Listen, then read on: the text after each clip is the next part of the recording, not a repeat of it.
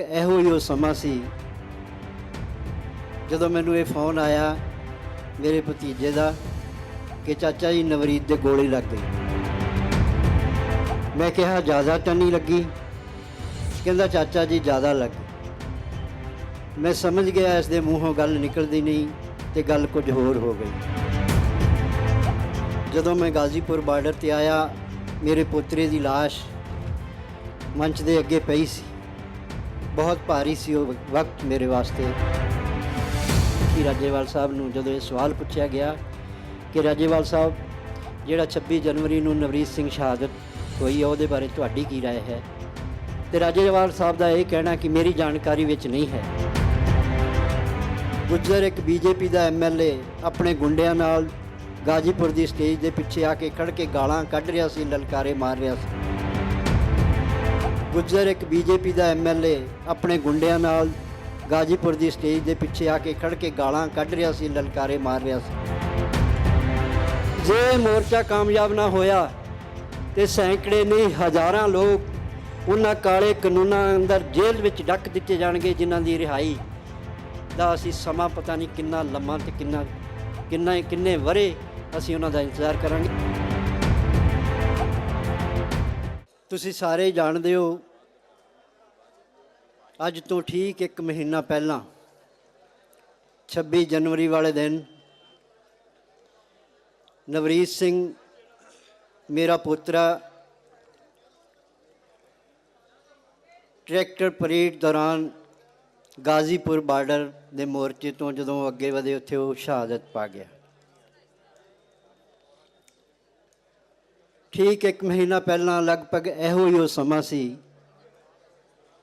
जदों मैनू ये फोन आया मेरे भतीजे का कि चाचा जी नवरीत दे गोली लग गई। मैं कहा ज़्यादा तो नहीं लगी? कहता चाचा जी ज़्यादा लग गई। मैं समझ गया इस दे मूँहों गल निकलती नहीं तो गल कुछ होर हो गई। बहुत औखा सी वो समा। 26 जनवरी की वो शाम दोपहर 1:30 बजे मैनू वो सुनेहा मिलता है। मैं राजस्थान बॉर्डर तो चल के 150-200 किलोमीटर का फासला सी। जदों मैं गाजीपुर बार्डर ते आया मेरे पोतरे की लाश मंच के अगे पई सी। बहुत भारी सी वो वक्त मेरे वास्ते, पर जदों तुहाडे नाल तुहाडा इतिहास खड़ा हुंदा है तुसीं वड्डियां तो वड्डियां मुश्किलों दे विच अपने आप नूं साबित कदम रख सकते हो। मैं रख सकिया उस अकाल पुरख की बख्शिश सदका जिन्हां ने अपने पुत्रां नूं साडे उत्तों वार के कहा सी, इन पुत्रन के सीस पे वार दिए सो चार मुए तो क्या हुआ जीवित कई हज़ार। ये इतिहास सी मेरे पिछे खड़ा, सिख कौम का इतिहास खड़ा सी, बंदा सिंह बहादुर का इतिहास खड़ा सी। साढ़े 70 सालों का इस देश में आज़ादी तो बाद जो कुछ साढ़े नाल होया वो इतिहास खड़ा सी। असी लगातार आज़ाद मुल्क विच भी शहादतां दित्तियां, उन्हां दरम्यान ही एक नवरीत की शहादत सी। पर वो बहुत औखे सी दिन,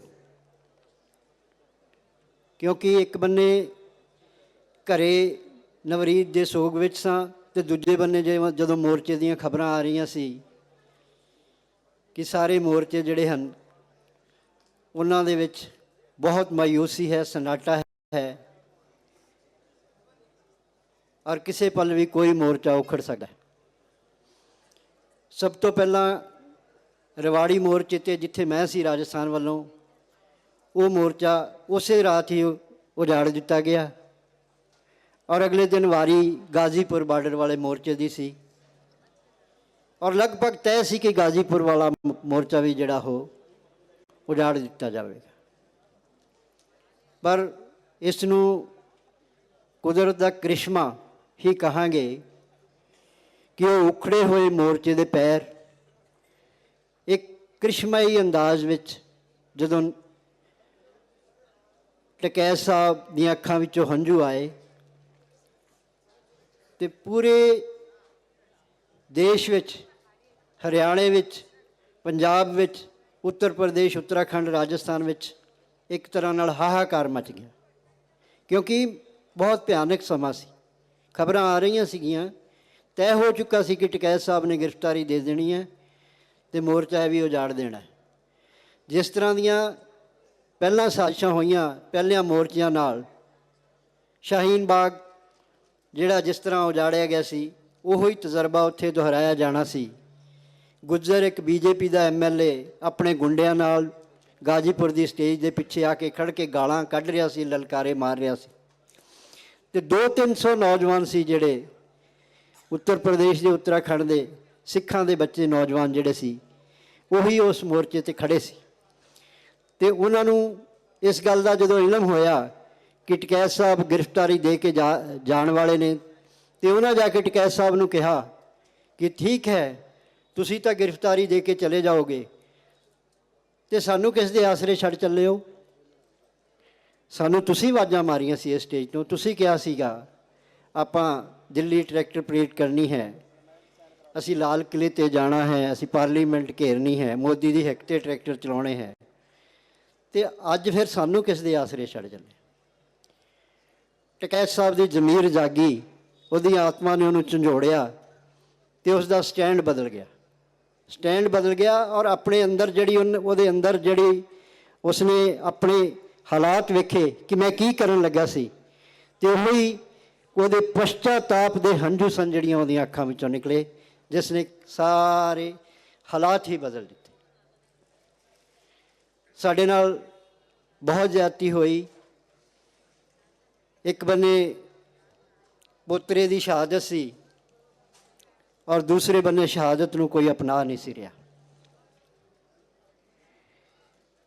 ਲਾਲ ਕਿਲ੍ਹੇ ਵਾਲਾ ਜਿਹੜਾ ਉਸ ਦਿਨ ਮੰਜ਼ਰ ਸੀ, ਉਸ ਤੋਂ ਬਾਅਦ ਜਿਸ ਤਰ੍ਹਾਂ ਸਾਡੀ ਲੀਡਰਸ਼ਿਪ ਬੈਕਫੁੱਟ 'ਤੇ ਗਈ ਔਰ ਜਿਸ ਤਰ੍ਹਾਂ ਦੀ ਨਿਰਾਸ਼ਾ ਨੌਜਵਾਨਾਂ ਵਿੱਚ ਆਈ, ਔਰ ਉਸ ਦੇ ਨਾਲ ਹੀ ਇੱਕ ਵੱਡੀ ਨਿਰਾਸ਼ਾ ਜਿਹੜਾ ਗਿਲਾ ਸੀ, ਗੁੱਸਾ ਸੀਗਾ ਜਿਹੜਾ ਮੋਰਚੇ ਨਾਲ ਜੁੜੇ ਹੋਏ ਲੋਕਾਂ ਦਾ, ਉਹ ਸੀ ਕਿ ਨਵਰੀਤ ਦੀ ਸ਼ਹਾਦਤ ਨੂੰ ਨਹੀਂ ਅਪਣਾਇਆ ਜਾ ਰਿਹਾ ਸੀ।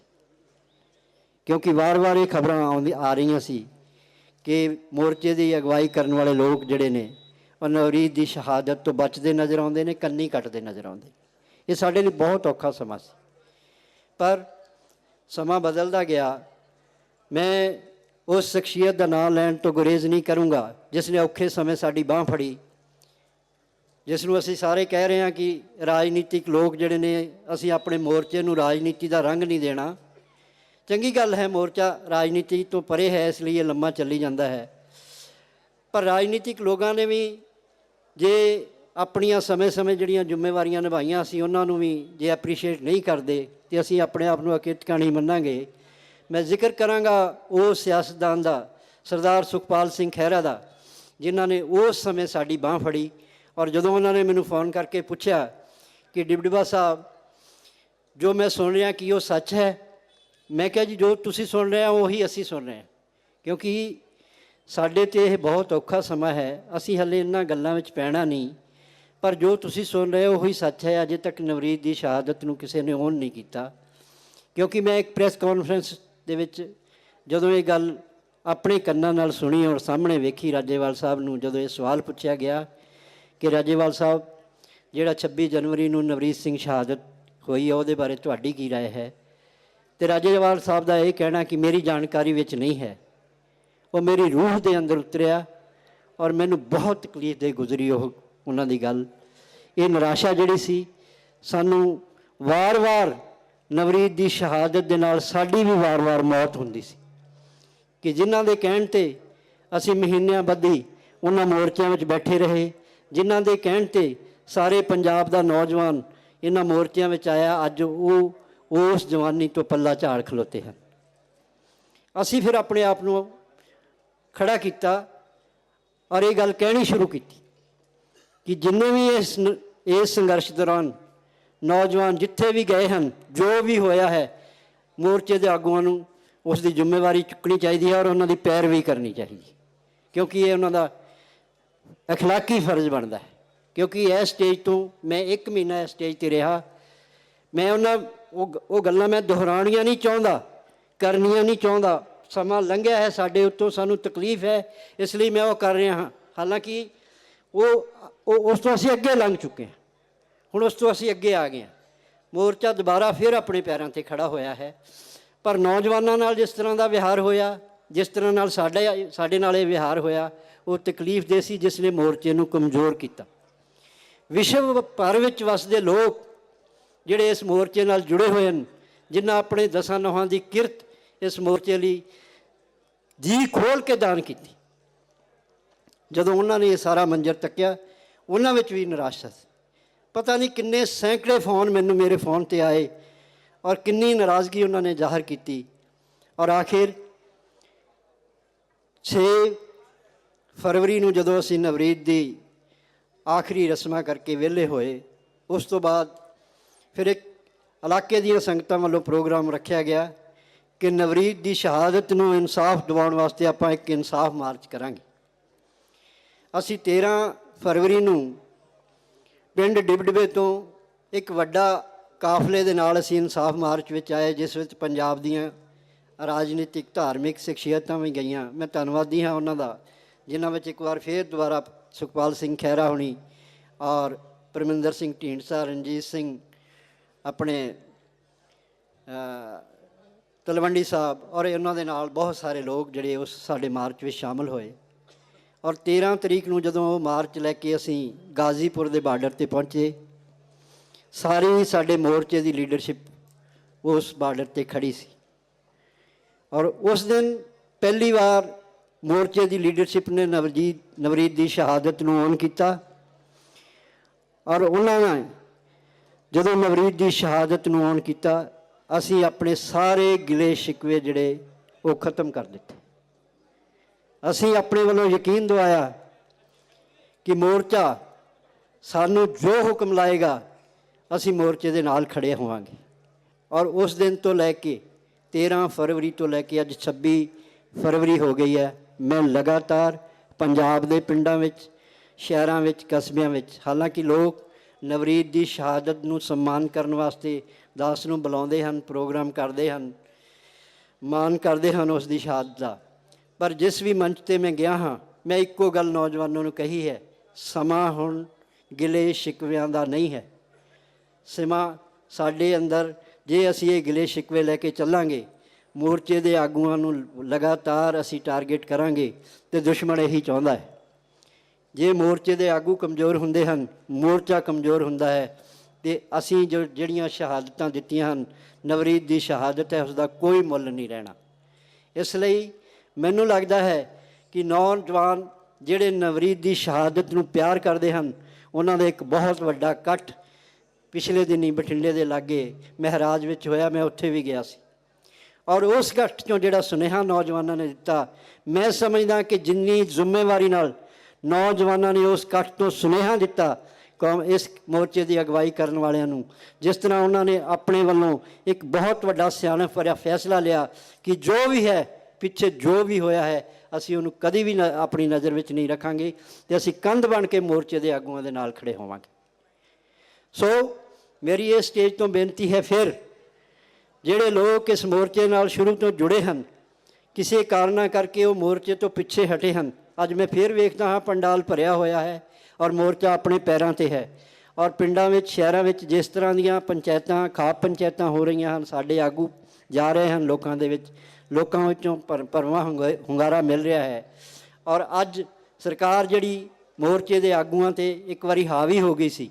ਔਰ ਇੱਕ ਗੱਲ ਮੈਂ ਹੋਰ ਕਹਿ ਦੇਣਾ ਚਾਹੁੰਦਾ ਕਿ ਜਿਸ ਤਰ੍ਹਾਂ ਦੇ ਕੇਸ ਮੁਕੱਦਮੇ ਲਗਾਤਾਰ 26 ਜਨਵਰੀ ਵਾਲੇ ਦਿਨ ਗਏ ਉਸ ਮੋਰਚੇ ਵਿੱਚ ਸ਼ਾਮਲ ਹੋਏ ਲੋਕਾਂ ਦੇ ਖਿਲਾਫ ਕੀਤੇ ਜਾ ਰਹੇ ਹਨ, ਜੇ ਤਾਂ ਇਹ ਮੋਰਚਾ ਕਾਮਯਾਬ ਹੁੰਦਾ ਹੈ, ਉਹ ਕੋਈ ਮੁਕੱਦਮਾ ਨਹੀਂ ਰਹਿਣਾ, ਕੋਈ ਉਹਨਾਂ 'ਤੇ ਕਾਰਵਾਈ ਨਹੀਂ ਹੋਣੀ, ਕਿਸੇ ਨੇ ਜੇਲ੍ਹ ਨਹੀਂ ਜਾਣਾ। ਅਤੇ ਜੇ ਮੋਰਚਾ ਕਾਮਯਾਬ ਨਾ ਹੋਇਆ ਤਾਂ ਸੈਂਕੜੇ ਨਹੀਂ, ਹਜ਼ਾਰਾਂ ਲੋਕ ਉਹਨਾਂ ਕਾਲੇ ਕਾਨੂੰਨਾਂ ਅੰਦਰ ਜੇਲ੍ਹ ਵਿੱਚ ਡੱਕ ਦਿੱਤੇ ਜਾਣਗੇ, ਜਿਨ੍ਹਾਂ ਦੀ ਰਿਹਾਈ ਦਾ ਅਸੀਂ ਸਮਾਂ ਪਤਾ ਨਹੀਂ ਕਿੰਨਾ ਲੰਮਾ ਅਤੇ ਕਿੰਨੇ ਵਰ੍ਹੇ ਅਸੀਂ ਉਹਨਾਂ ਦਾ ਇੰਤਜ਼ਾਰ ਕਰਾਂਗੇ। ਸਾਡੇ ਕੋਲ ਪਿਛਲਾ ਇਤਿਹਾਸ ਵੀ ਸਾਨੂੰ ਇਹ ਗੱਲ ਯਾਦ ਕਰਾਉਂਦਾ ਹੈ, ਕਿਉਂਕਿ 30 ਸਾਲ ਜੇਲ੍ਹਾਂ ਵਿੱਚ ਬੈਠਿਆਂ ਨੂੰ ਹੋ ਗਏ ਸਾਡੇ ਲੋਕਾਂ ਨੂੰ, ਜਿਨ੍ਹਾਂ ਨੇ ਕਾਨੂੰਨ ਮੁਤਾਬਕ ਆਪਣੀਆਂ ਸਜ਼ਾਵਾਂ ਪੂਰੀਆਂ ਕਰ ਲਈਆਂ ਨੇ, ਉਹ ਜੇਲ੍ਹਾਂ 'ਚੋਂ ਬਾਹਰ ਨਹੀਂ ਆਏ। ਅਤੇ ਜੇ ਆਹ ਮੋਰਚਾ ਕਮਜ਼ੋਰ ਪੈਂਦਾ ਹੈ, ਅਸੀਂ ਜਿੱਤ ਕੇ ਨਹੀਂ ਹਾਰ ਕੇ ਜਾਂਦੇ ਹਾਂ, ਅਤੇ ਸਾਡੇ ਆਉਣ ਵਾਲੇ ਲੋਕ ਪਤਾ ਨਹੀਂ ਸਾਰੀ ਜ਼ਿੰਦਗੀ ਇਹਨਾਂ ਜੇਲ੍ਹਾਂ ਵਿੱਚ ਸੜ ਜਾਣਗੇ। ਸੋ ਸਾਡੀ ਸਾਰਿਆਂ ਦੀ ਜ਼ਿੰਮੇਵਾਰੀ ਬਣਦੀ ਹੈ ਕਿ ਅਸੀਂ ਇਸ ਮੋਰਚੇ ਨੂੰ ਪੂਰੇ ਦਿਲ ਨਾਲ, ਆਪਣੀ ਰੂਹ ਨਾਲ, ਆਪਣੀ ਜਾਨ ਨਾਲ, ਜਿੰਦ ਜਾਨ ਨਾਲ, ਜਿਸ ਤਰ੍ਹਾਂ ਅਸੀਂ ਪਹਿਲਾਂ ਇਸ ਮੋਰਚੇ ਨਾਲ ਖੜੇ ਸੀ ਉਸੇ ਤਰ੍ਹਾਂ ਖੜੇ ਰਹੀਏ। ਅੱਜ ਨੌਜਵਾਨਾਂ ਦੀ ਸਟੇਜ ਹੈ। ਮੈਂ ਕਿਉਂਕਿ ਨੌਜਵਾਨਾਂ ਦੀ ਸਟੇਜ ਕਰਕੇ ਮੈਂ ਆਇਆ ਹਾਂ, ਕਿਉਂਕਿ ਮੈਨੂੰ ਲੱਗਦਾ ਸੀ ਕਿ ਨੌਜਵਾਨਾਂ 'ਚ ਜਿਹੜੇ ਗਿਲੇ ਹਨ, ਮੈਨੂੰ ਉਹਨਾਂ ਦੀ ਸਟੇਜ 'ਤੇ ਜਾਣਾ ਚਾਹੀਦਾ ਹੈ ਔਰ ਉਹਨਾਂ ਨੂੰ ਇਹ ਕਹਿਣਾ ਚਾਹੀਦਾ ਹੈ ਕਿ ਤੁਸੀਂ ਸਾਰੇ ਗਿਲੇ ਸ਼ਿਕਵੇ ਭੁਲਾ ਕੇ, ਹਾਲਾਂਕਿ ਮਹਾਰਾਜ ਦੀ ਸਟੇਜ ਜਿੱਥੇ 1.5-2 ਲੱਖ ਦਾ ਇਕੱਠ ਸੀਗਾ, ਉਸ ਸਟੇਜ ਤੋਂ ਜਿਹੜਾ ਸੁਨੇਹਾ ਆਇਆ ਇਸ ਮੋਰਚੇ ਨੂੰ ਔਰ ਮੋਰਚੇ ਦੇ ਦੁਸ਼ਮਣਾਂ ਨੂੰ ਵੀ ਜਿਹੜਾ ਇਹ ਸੁਨੇਹਾ ਲੱਗਾ ਹੈ, ਉਹ ਆਪਣੇ ਆਪ ਵਿੱਚ ਲਾਮਿਸਾਲ ਹੈ। ਮੈਂ ਆਖਿਰ ਵਿੱਚ ਇਹੀ ਕਹਿਣਾ ਚਾਹੁੰਦਾ ਹਾਂ ਕਿ ਸਾਡੇ ਵੱਲੋਂ, ਪਰਿਵਾਰ ਵੱਲੋਂ ਜੋ ਅਸੀਂ ਸਾਡਾ ਬਣਦਾ ਯੋਗਦਾਨ ਸੀ, ਨਵਰੀਤ ਦੀ ਸ਼ਹਾਦਤ ਜਿਹੜੀ ਇਸ ਮੋਰਚੇ ਵਿੱਚ ਹੋਈ ਹੈ, ਅਸੀਂ ਉਸ ਤੋਂ ਵੀ ਅੱਗੇ ਵੱਧ ਕੇ ਇਸ ਮੋਰਚੇ ਨਾਲ ਹਰ ਕਦਮ 'ਤੇ, ਜਿੱਥੇ ਸਾਨੂੰ ਇਸ ਮੋਰਚੇ ਦੀ ਅਗਵਾਈ ਕਰਨ ਵਾਲੇ ਜਿਹੜੇ ਲੋਕ ਨੇ ਉਹ ਹੁਕਮ ਕਰਨਗੇ, ਉਹਨਾਂ ਦੇ ਹੁਕਮਾਂ 'ਤੇ ਫੁੱਲ ਚੜ੍ਹਾਏ ਜਾਣਗੇ ਔਰ ਨੌਜਵਾਨਾਂ ਨੂੰ ਅਸੀਂ ਹਰ ਥਾਂ 'ਤੇ ਜਾ ਕੇ ਇਸ ਗੱਲ ਦੀ ਪ੍ਰੇਰਨਾ ਦੇਵਾਂਗੇ, ਉਹਨਾਂ ਨੂੰ ਵਾਸਤੇ ਪਾਵਾਂਗੇ ਕਿ ਮੁੜ ਕੇ ਆਓ, ਸੰਘਰਸ਼ ਨਾਲ ਜੁੜੀਏ। ਵਾਹਿਗੁਰੂ ਜੀ ਕਾ ਖਾਲਸਾ, ਵਾਹਿਗੁਰੂ ਜੀ ਕੀ ਫਤਿਹ। E5 ਚੈਨਲ ਪੰਜਾਬੀ ਹੁਣੇ ਸਬਸਕ੍ਰਾਈਬ ਕਰੋ, ਬੈਲ ਆਈਕਨ ਤੇ ਕਲਿੱਕ ਕਰੋ।